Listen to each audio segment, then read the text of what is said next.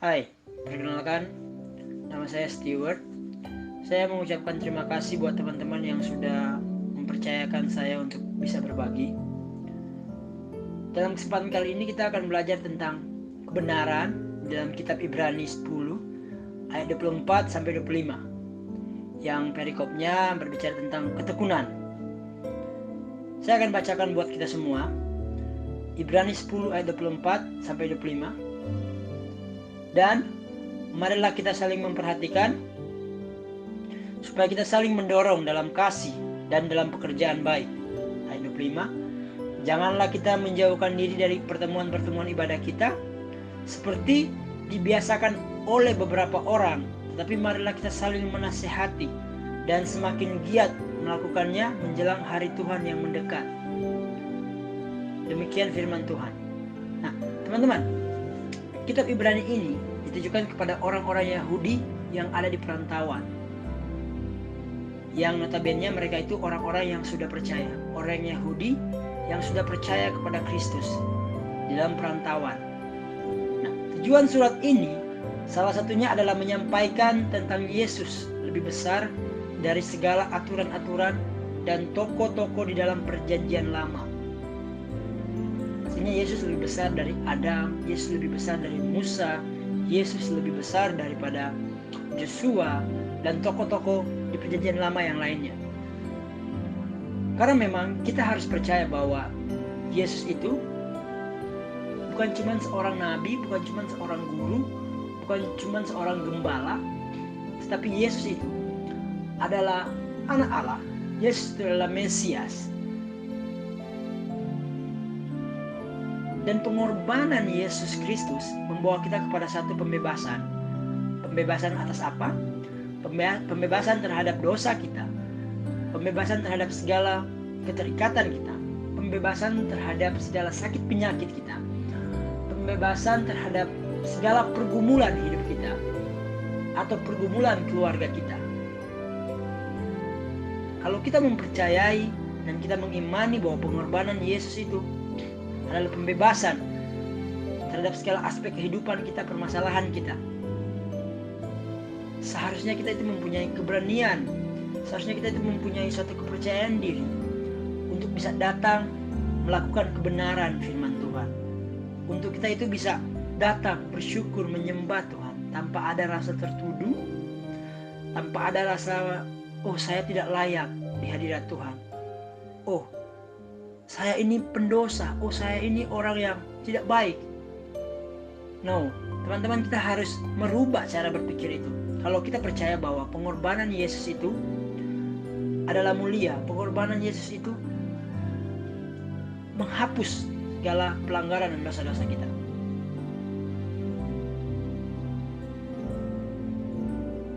Kehadiran Tuhan di tengah-tengah dunia ini memang tujuannya adalah menolong kita, tujuannya adalah menghapuskan segala pelanggaran kita. Nah, pertanyaannya begini, apa hubungannya kak? Apa hubungannya bro dengan Ibrani 10 ayat 24 dan 25? Nah, ini yang menurut saya sangat luar biasa.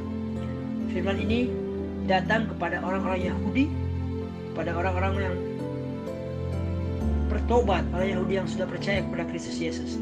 Karena orang Yahudi belum tentu atau bukan semuanya orang Kristen atau orang yang percaya kepada Yesus Kristus. Saya akan mulai dengan poin yang pertama. Apa yang Yesus inginkan? Apa yang Tuhan inginkan dari kebenaran firman ini supaya orang Yahudi yang percaya tetap bertahan, tetap survive dalam keadaan dan kondisi apapun yang mereka alami.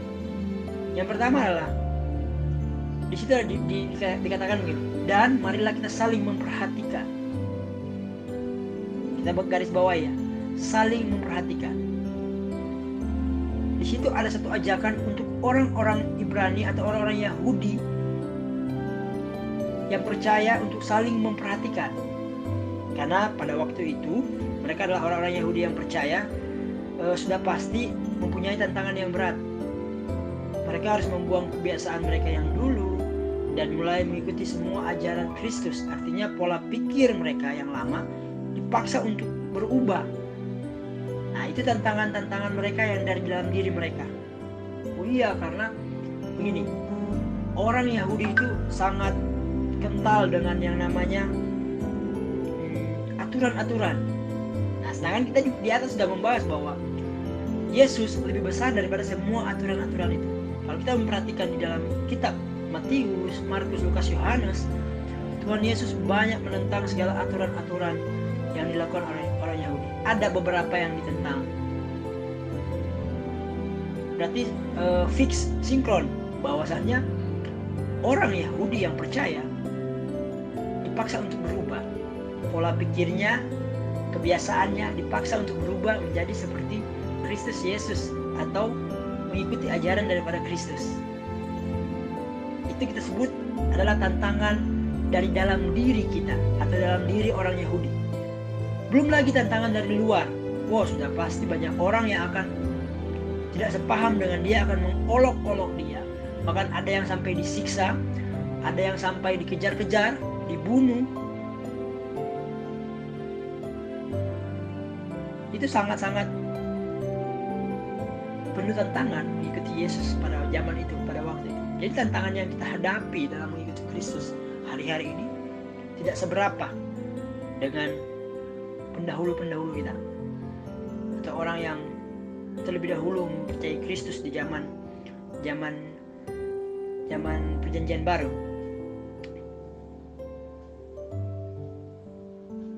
Nah, memperhatikan itu, atau kita lebih sederhanakan adalah saling peduli.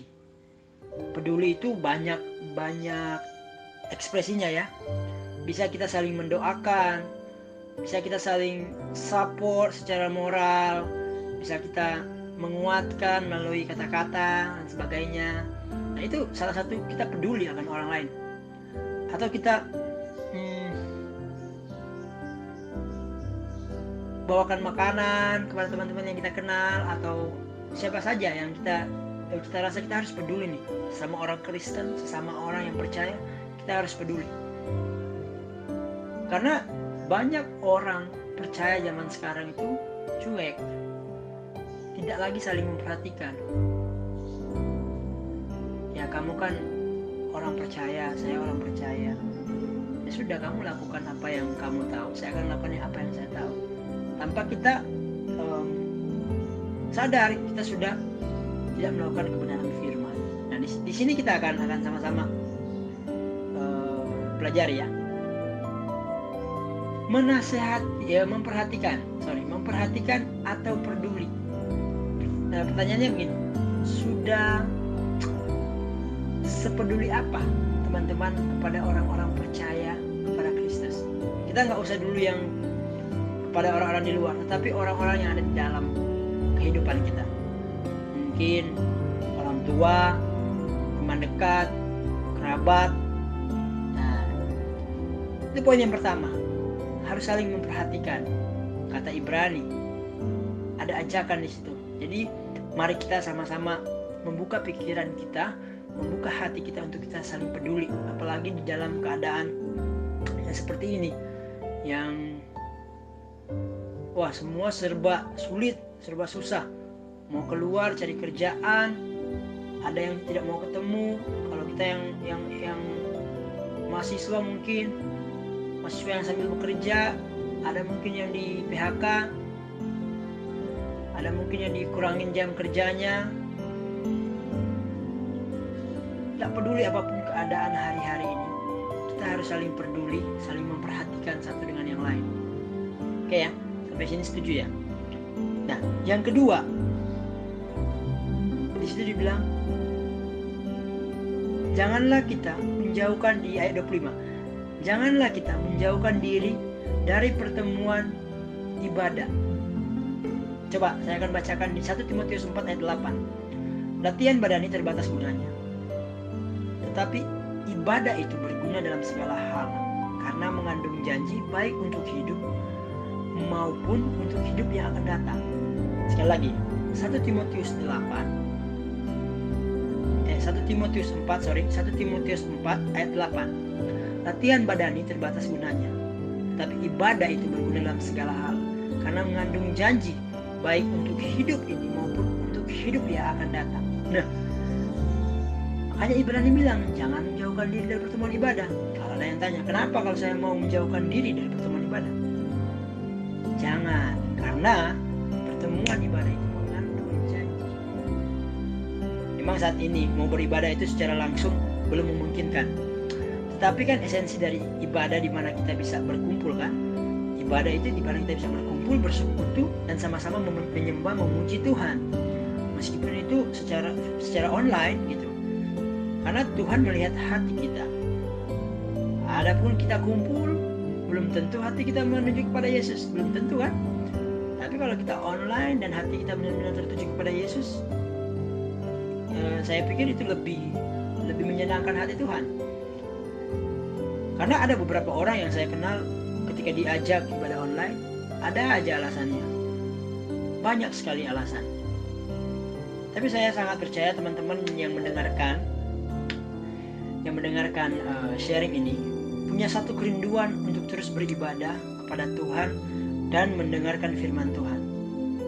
Saya percaya teman-teman itu sangat haus dan rindu. Mau dia via online, boleh pakai Zoom, sekarang yang happening itu Zoom ya. Zoom. Yang penting kita beribadah, bersekutu di situ. Karena memang keadaannya tidak memungkinkan. Tuhan pun kasih hikmat ke kita ya. Nah, dan yang ketiga, yang terakhir adalah di situ firman Tuhan mengatakan bahwa begini, marilah kita saling menasehati, saling menegur. Itu bukanlah untuk menjatuhkan ya. Kita menasehati orang, menegur orang itu bukan supaya dia malu gitu, menjatuhkan. Tentu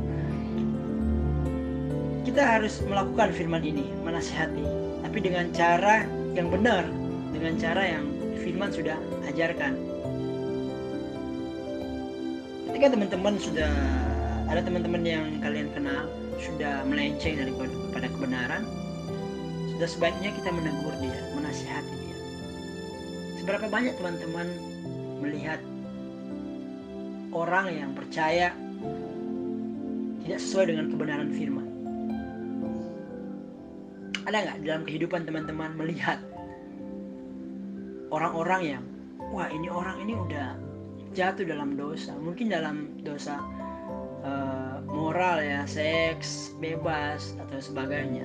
Teman-teman tahu, tapi teman-teman biarin karena berpikiran bahwa apa-apalah, dia kan udah besar kan, dia kan udah tahu mana yang baik, mana yang buruk kan. Tapi pemikiran seperti itu adalah pemikiran yang keliru teman-teman. Kebenarannya, firman Tuhan mengatakan bahwa marilah kita saling menasehati, marilah kita saling menegur. Teman-teman harus beranikan diri untuk menegur dia, tentu dengan cara dan etika yang baik. Jangan sampai dia sakit hati dan sebagainya, justru dia akan lebih jatuh, justru akan lebih terjerumus karena dia sakit hati kan, hancur hati, kan mungkin lebih parah. Makanya kita harus caranya harus sesuai dengan kebenaran firman Tuhan. Kalau firman Tuhan mengatakan bahwa ketika menegur seseorang, menasehati seseorang, kita harus 4 mata terlebih dahulu. Jadi cuman kamu dan dia gitu. Dan tegurlah dia dengan kasih, bukan tegur dengan kebencian, sehingga dia bisa merasakan kasih Kristus melalui hidup kita. Jangan depan umum, nanti dia malu.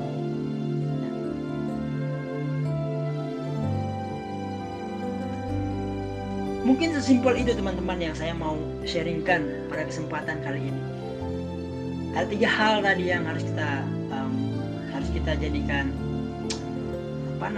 suatu referensi atau suatu tindakan iman kita sebagai orang Kristen, sebagai orang percaya yang ada di tengah-tengah keadaan seperti ini. Keadaan yang menurut saya pribadi tidak enak. Tapi kita harus tetap melakukan kebenaran firman, tetap harus melakukan apa yang Tuhan inginkan. Nah, yang tadi 3 hal itu akan kita praktekkan bersama-sama teman-teman ya. Bukan cuma buat teman-teman, saya juga belajar untuk mempraktekkan itu terus-menerus. Yang pertama adalah bagaimana kita saling memperhatikan sesama orang percaya. Dan yang kedua, tidak menjauhkan diri dari ibadah. Mau online, mau ibadah keluarga, jangan menjauhkan diri dari ibadah. Kalau kita hari-hari ini sudah jauh, mari kita mendekatkan diri kembali kepada ibadah.